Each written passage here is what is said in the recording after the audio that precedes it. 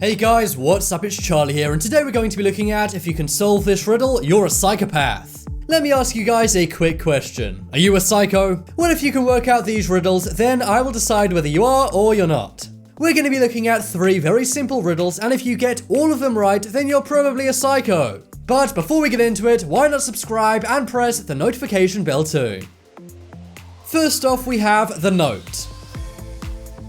Now, this is a detective riddle which only a criminal mastermind would be able to work out. One day, a very, very rich man had been taken from his house. A detective gets to the scene of the crime and finds a note on the floor. This is his only clue at the crime scene. Now, the note says 1st of January, 4th of October, 5th of March, and 3rd of June. That's all it says, and it doesn't provide any more information than that. But the detective somehow knew that the kidnapper's name was in this note. But it was encrypted within this mysterious and seemingly nonsensical message. The detective also had 3 suspects who all could be the kidnapper. One of them is named Jack, and he's the son of the guy who was kidnapped.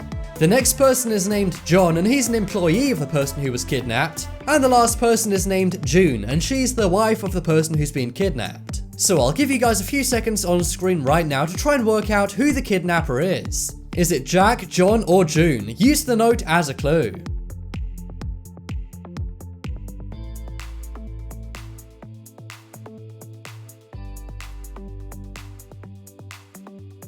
Okay guys, did you work out who's the kidnapper? Was it Jack the son, John the employee, or June the wife? Well guys, in case you didn't get it, I'll reveal the answer right now. The kidnapper was John the employee. All you have to do is read the note. But when you're reading it, you really need to think outside the box. Let's look at the first line, 1st of January. For the 1st of January, you need to look at the first letter in January, which is a J. Then for the 4th of October, you need to look at the 4th letter in October, which is an O. For the 5th of March, look at the 5th letter in March, which is an H. And for the 3rd of June, look for the 3rd letter in June, which is an N. Of course, J-O-H-N makes John. So that clue led the detective to John the employee, and he was found to be the kidnapper. If you got this right, then you're a great detective and a criminal mastermind too. But don't think you're a psychopath just yet. Try and work out the next 2 riddles on the list. The next riddle we have is Bad Apple. One day a woman invited her friend over for dinner. She made a delicious pot roast and they thoroughly enjoyed it. Then for dessert, she got an apple and cut it into 2 halves. She gave one half of the apple to her friend with some whipped cream. She then gave herself the other half of the apple and put the cream in a different bowl. She then ate her piece of the apple and her friend ate the other half. But it was later found that her friend had passed away from poisoning. But how did the host survive despite them eating the same apple? Remember, even though they ate 2 different halves, it was still the same apple, so why did her friend pass but not her? I'll give you guys a bit of time on screen right now to try and work it out.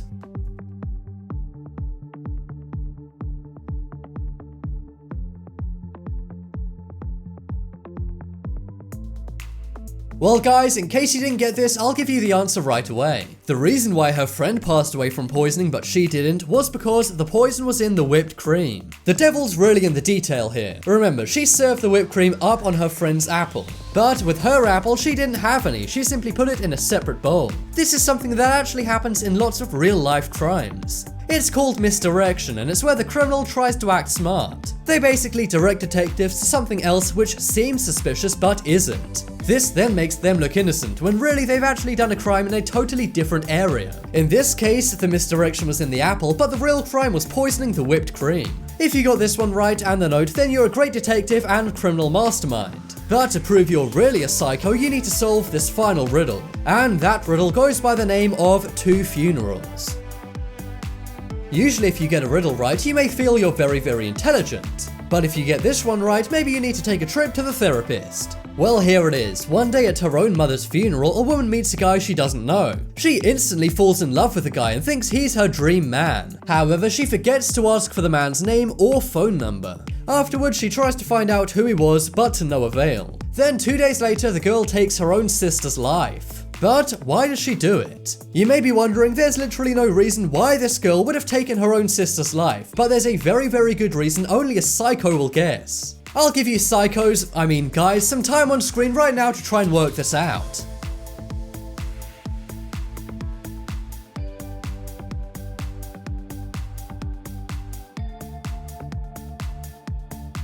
Okay guys, did you figure it out? If you didn't, then good, that means you're not a psychopath. But any psycho would get this answer, and that is that the girl took her sister's life because she hoped the mystery guy would show up at her sister's funeral. That's right, she hoped this mystery guy would show up at her sister's funeral and then they'd be able to get a relationship going. Psychopaths only care about themselves and don't take others' feelings into account. That's why she would think nothing about taking her sister's life simply so she could have the love of her life. Many people wouldn't get this, as you may think, why would you take someone's life simply to see a guy you like? But to any psychos, this would be very, very obvious. So if this came obviously to you and you haven't heard this riddle before, then that's a bad warning sign. According to the magazine Psychology Today, only 1% of the population are psychopaths. But that still means there's over 7 million psychopaths in the world.